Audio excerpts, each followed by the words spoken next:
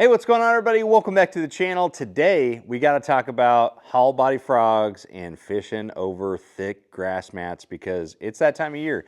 We're getting into September now, and September is, to me, the real start of the matted grass frog bite. So like real thick matted vegetation. I'm not talking about like a frog bite like skipping underneath overhanging trees and stuff like that. That bite's been on for a bit now. But for a lot of the country that you see a lot of vegetation that grows up to the surface, mats out. September's a really good month because something is happening to those grass mats. You know, they've had time to grow up to the thickest point that they can possibly grow to, and then you start having, you know, less daylight during the daytime, and then you also have less light penetration down to the root system. So those two things, shorter days and less light penetration down to the roots, means that those root systems below the surface, even though the grass is real thick on the surface, below you start getting a lot more open water, open areas and tunnels where the bass and also the forage species can move around and do their thing down there. So that opens up a whole new realm of possibilities for throwing things like a hollow body frog and also like punching the grass.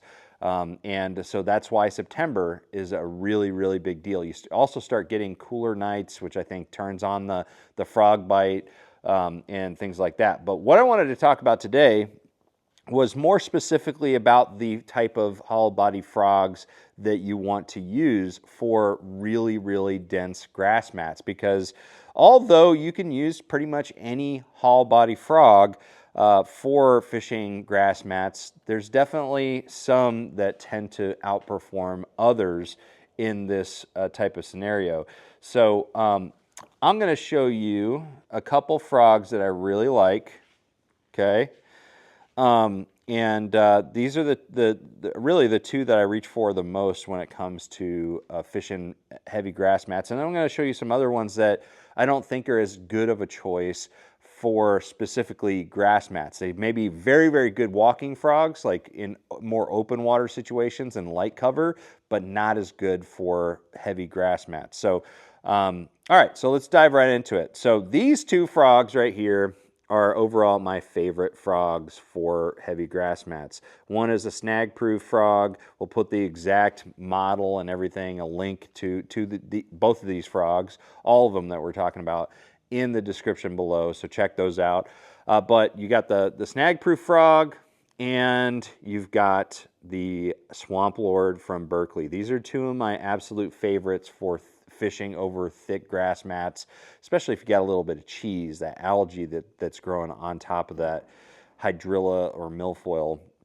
But essentially, these two frogs, if you compare them to other frogs like this one, this 6th Sense one right here, you can see right off the bat, these two are very wide bodied. They've got much wider body than the 6th Sense one. Okay, it has a narrower design to it.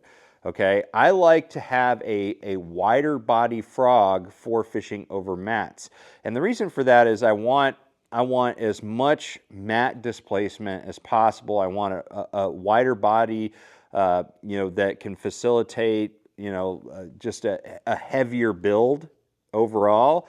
But also, I want the frog to not like roll over on its back. If you have a narrower frog, it's more likely to roll over as you work it over those grass mats. I want a frog that has a lot of surface area on the bottom and reduces the amount of rolling, which exposes those hook points to getting, snagging a bunch of vegetation. So I really like these wide-bodied frogs for fishing over grass mats.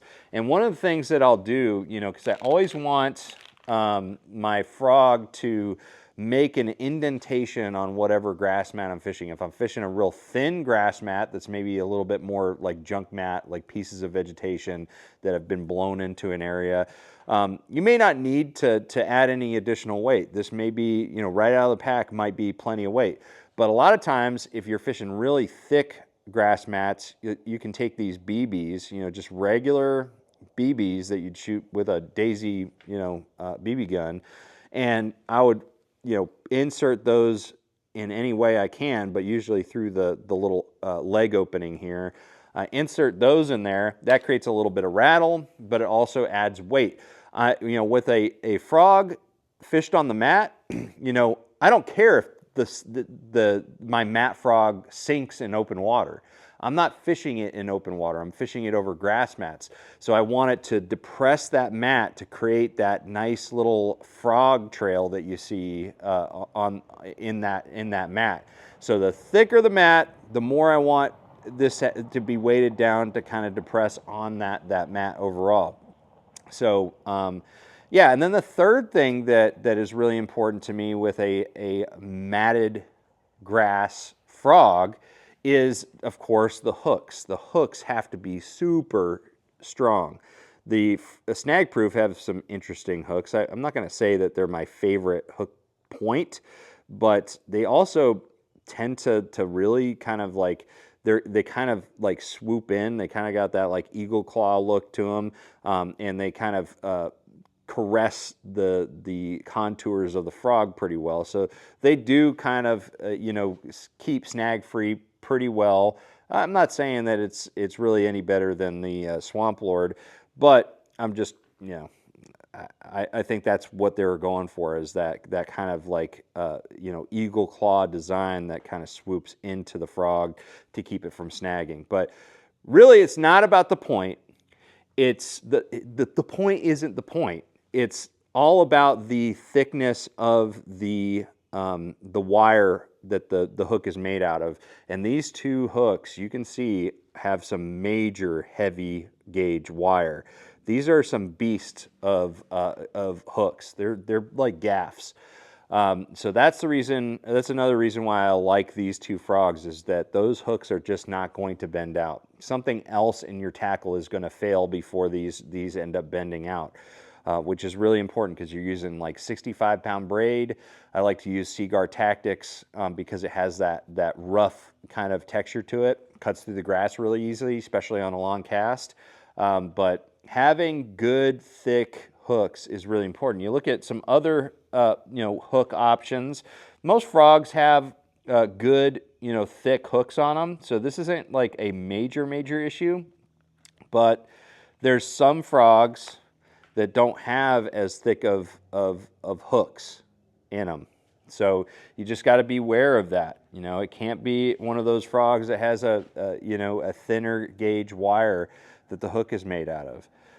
But really, those are the three main things. I like a wide body, a frog that has a little bit of extra weight to it when you need it for certain you know, densities of grass. And then I want a frog that has a very thick hook.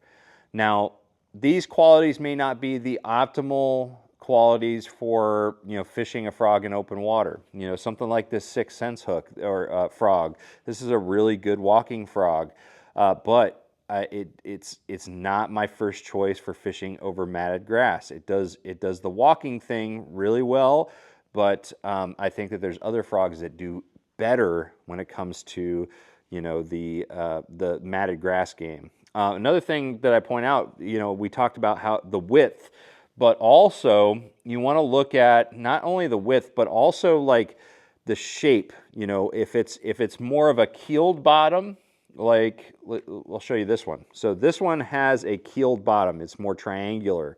Okay.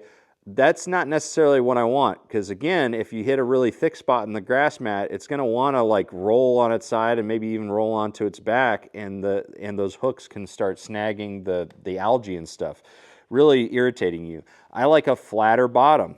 That is a pretty flat bottom, so it's not going to want to roll. So it's not just about the width of it; it's about how you know, how contoured the bottom is. You know. So, anyways, guys. It's really not more complex than that. Those are the things that I like to look for in a hollow body frog for fishing over grass mats.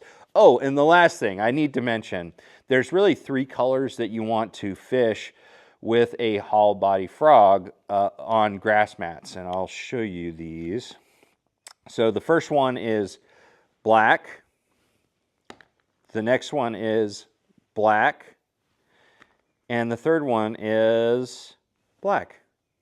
Just throw a black frog on these grass mats. That's all you need. Those are my favorite frogs for fishing grass mats. I'm going to see you guys later. Thank you so much for watching. Links are going to be in the description below. Black. You want black. Trust the process. See you guys.